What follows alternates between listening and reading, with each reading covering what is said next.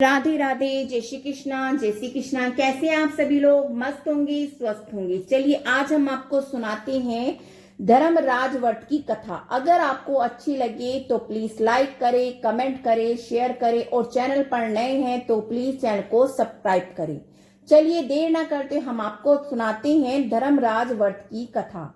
एक समय की बात है, नैमिषारण्य में शास्त्रों यानी बहुत सारे ऋषि मुनियों से परम श्रद्धा के साथ पुराणों के मर्म सूत जी महाराज जी से पूछने लगे। भगवान, हम आपके मुख से सुनना चाहते हैं धर्मराज जी की कथा, उसका विधान तथा महात्म सुनना चाहते हैं, सो आप कृपा करके हमें सुनाइए। सूत जी बोले, हे ऋषियों, आप लोगों ने मनुष्य के कल्याण की कामना से मुझसे पूछा है, अतः आज मैं आप लोगों को धर्मराज जी की कथा सुनाता हूँ। सारे तीर्थ व्रत करने से, नाना प्रकार का दान देने से मनुष्य में जिनके उद्दापन को किए बिना सुख के भागी नहीं हो सकते, इस विषय में आप लोगों को इस लोक में सुख और आगे स्वर्ग सुख प्राप्ति के लिए धर्मराज की श्रेष्ठ कथा कहूंगा।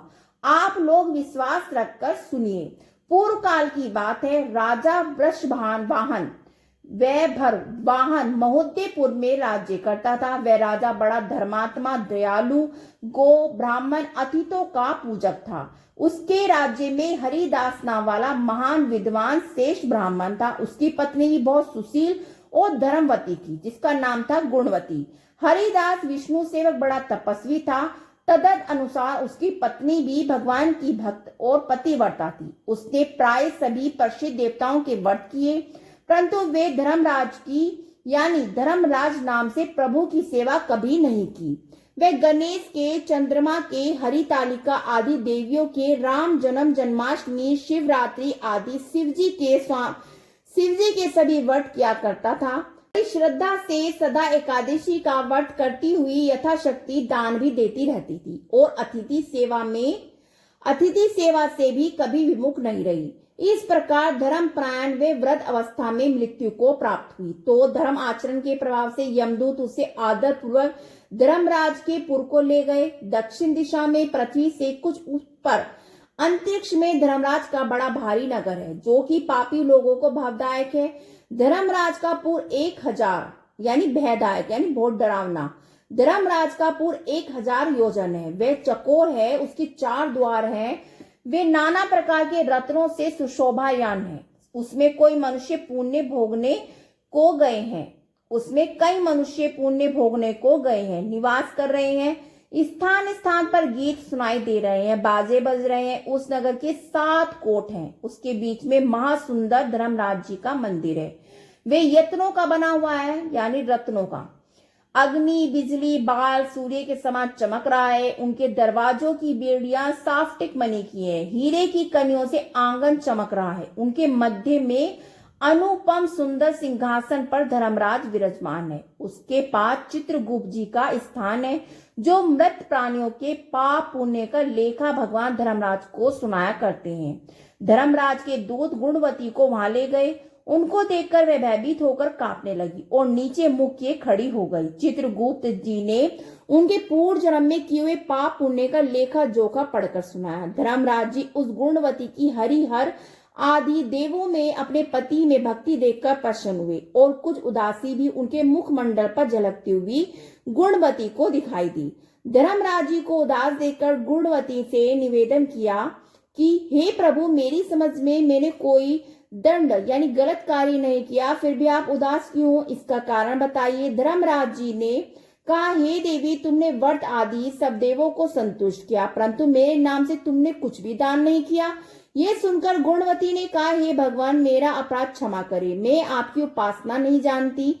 अब आप कृपा करके उपाय बताइए जिससे मनुष्य आपके प्रति पात्र बन सके। यदि मैं आपकी भक्ति मार्ग को आपके मुख से श्रवण कर वापस मृत्यु लोक में जा सकूं, आपको संतुष्ट करने का उपाय करूंगी। धर्मराज ने कहा, सूर्य भगवान के उत्तरायण में जाते ही जो महापुण्यवर महाक्रांत मकर संक्रांति आती है, उस दिन से मेरी पूजा शुरू करना यानी व्रत करना। इस प्रकार साल भर मेरी कथा सुने और पूजा करें, इससे कभी नागा न करें। आपत्ति काल आने पर भी मेरे धर्म के इन 10 अंगों का पालन करें। धृति, यथा, लाभ, संतोष, क्षमा, यम, नियम द्वारा मन को वश में करना, किसी की वस्तु को नहीं चुराना, मन से पर स्त्री या पुरुषों से बचना, यानी मन की शुद्धि और शारीरिक शुद्धि, इंद्रियों को वश में रहना, बुद्धि की पवित्रता, यानी मन में बुरे विचार किसी के मन में ना लाए, मतलब किसी भी प्रकार के बुरे विचार अपनी बुद्धि यानी दिमाग में मत लाना। शास्त्र विद्या का स्वास्थ्य यानी पाठ, पूजा, कथा, श्रवण का व्रत रखना, दान पुण्य करना, सत्य बोलना, सत्य का व्यवहार करना, क्रोध न करना, ये 10 धर्म के लक्षण है। और मेरी इस कथा को नियम से सदा सुनते रहना या पढ़ते रहना। यथाशक्ति दान पुण्य परोपकार करते रहें। जब साल भर बाद फिर मकर संक्रांति आवे तब उत्तापन करे। सोने की या असमर्थ हुआ चांदी की मूर्ति बनावे। विद्वान ब्राह्मण के द्वारा पूजन हवन आदि करे। मूर्ति की प्राण प्रतिष्ठा कर प्रांच अमृत से स्नान करा उसकी पूजा करे। मेरे साथ में चित्रगुप्त जी की भी पूजा करे। सफेद काले तिलों के लड्डू का भोग लगावे। हमारी पूर्ण दृष्टि के लिए ब्राह्मणों को भी जिमावे और बांस की छाबड़ी में सवा 5 सेर धान्या जवार जो मुक्ता तुल्य मानी है भर कर गुरु या ब्राह्मण को भेंट करे। स्वर्ग में चढ़ने के लिए सोने चांदी की निशानी भी दान करे। सुंदर बनी हुई सैया भी दान करे जिस पर मुलायम गद्दा, तकिया और रजाई हो। इसके सिवाय कंबल, पादुकाएं, बांस की लकड़ी, लोटा, डोर, 5 कपड़े, 5 वस्त्र भी दान देने चाहिए।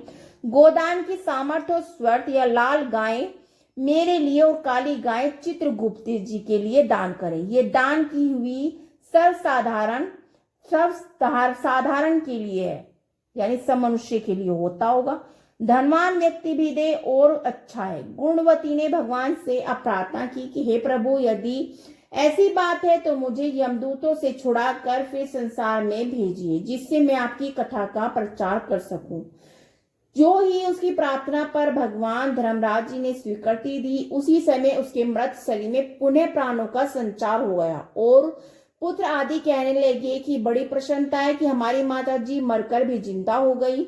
इसके अनंतर गुणवती ने अपने पति पुत्र आदि को सब बातें कही तो धर्मराज ने मनुष्य के कल्याण के लिए कही थी, खुद ने भी वह व्रत शुरू कर दिया। मकर संक्रांति से ही उसने प्रतिदिन धर्मराज की पूजा की कथा आरंभ कर दी।